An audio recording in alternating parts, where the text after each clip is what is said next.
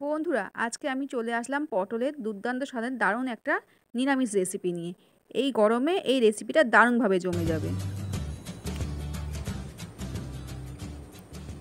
নমস্কার বন্ধুরা, Piu cooking and lifestyle চ্যানেলের নতুন একটা ভিডিওতে সবাইকে জানাই অনেক অনেক স্বাগত। তো দেখো, পটলের এই রেসিপিটি বানানোর জন্য ভালো করে পটল আমি কেটে ধুয়ে নিয়েছি। আর পটলটা দেখো, গাটা এরমভাবে চেঁচে নিয়েছি, চেঁচে ভালো করে ধুয়ে নিয়েছি। তারপরে এরম লম্বা লম্বা করে কেটে নিয়েছি।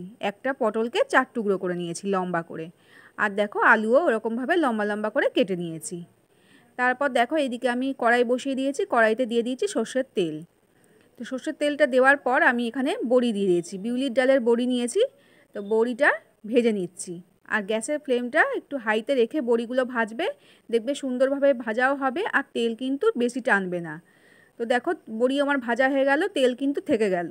ওই তেলের মধ্যেই রান্না করে নেব। তো তার জন্য দেখো, এখানে আমি 5 ফোড়ন দিয়ে দিলাম, ফোড়নে আর একটা শুকনো লঙ্কা দিলাম। দিয়ে এবার আমি কেটে রাখা আলু সেটা দিয়ে দিচ্ছি। এবার আলুটা ভালো করে একটু ভেজে নেব। আলুটা ভাজতে ভাজতে তো দেখো, আমি এদিকে মশলা রেডি করে নেব। এখানে দেখো, আমি মশলাটা রেডি করব।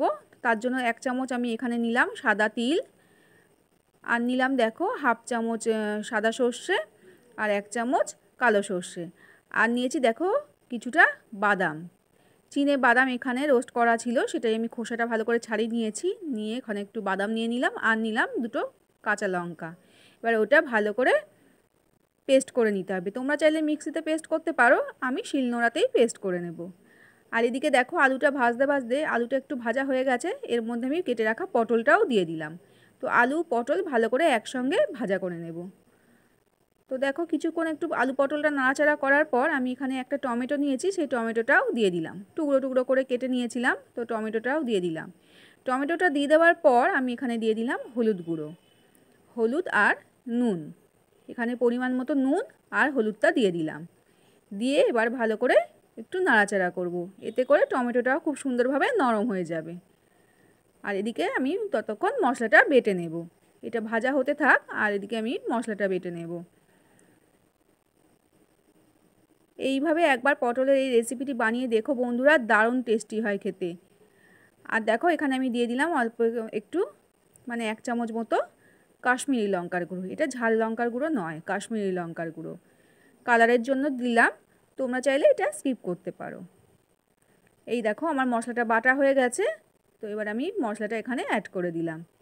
এখানে যেহেতু সর্ষে আছে, তো খুব বেশি কষানোর দরকার নেই, অল্প একটু কষিয়ে নিলেই হবে। তো দেখো, ভালো করে একটু কষিয়ে নিচ্ছি। খুব একটা বেশিক্ষণ সময় ধরে কষাবে না, তাহলে তেতো হয়ে যাওয়ার একটা ভয় থাকবে। তো কিছুক্ষণ একটু কষিয়ে নিয়েই এটা তারপরে জল দিয়ে দেবো। তো এখানে তোমরা গরম জল ইউজ করবে, আমি সব সময় বলি গরম জল দিলে ভালো হয়। তো দেখো, আমি এখানে মশলার বাটি ধোয়া জল একটু দিয়ে দিলাম। যে বাটিটা মশলা বেটে রেখেছিলাম, সেই বাটিটা ধুয়ে একটু জল দিয়ে দিলাম। তারপরে এখানে আমি আরও একটু জল অ্যাড করে দিলাম। এটা একটু ঝোল ঝোল রাখবো, তার জন্য একটু জল বেশি করে দিলাম। তারপর বড়ি পড়বে, বড়িতেও ঝোল টেনে নেবে। তো দেখো, জলটা দিয়ে আমি একটু ঢেকে দিলাম। তো কিছুক্ষণ একটু ঢেকে রাখলাম, যাতে পটল আলু সুন্দরভাবে সেদ্ধ হয়ে যায়। 3 মিনিট একটু ঢেকে রাখার পর আমি ফিরে আসলাম, দিয়ে ঢাকা খুলে দেখে নিচ্ছি। দিয়ে এখানে আমি অল্প একটু চিনি দিয়ে দিলাম স্বাদের ব্যালেন্সের জন্য, আর দিয়ে দিলাম বড়িগুলো। এবার বড়িগুলো দেওয়ার পর আমি আবারও একটু ঢেকে দেবো। আর দেখো, দিয়ে দিলাম একটা কাঁচা লঙ্কা ভেঙে, এতে করে কাঁচা লঙ্কা সুন্দর একটা ফ্লেভার হবে। তো দেখো, দিয়ে এবার আমি আবারও একটু ঢেকে দেবো, বড়িতে যাতে ভালো করে ঝোলটা ঢুকে যায় সেই জন্য।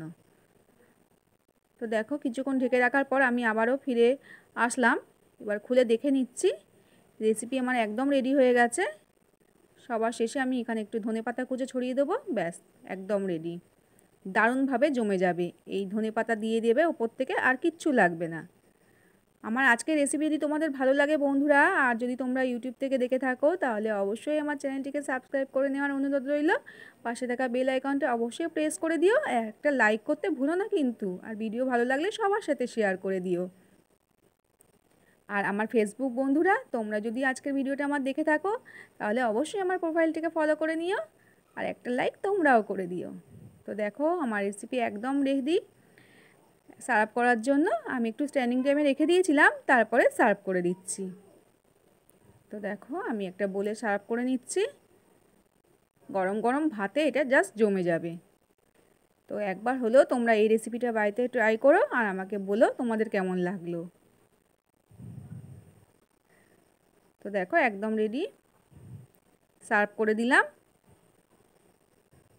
আজ তাহলে আমি এখানেই বিদায় নেব বন্ধুরা। সবাই খুব ভালো থেকো, সুস্থ থেকো। আবারও ফিরে আসবো এরকম নিত্য নতুন রেসিপির সাথে। টাটা।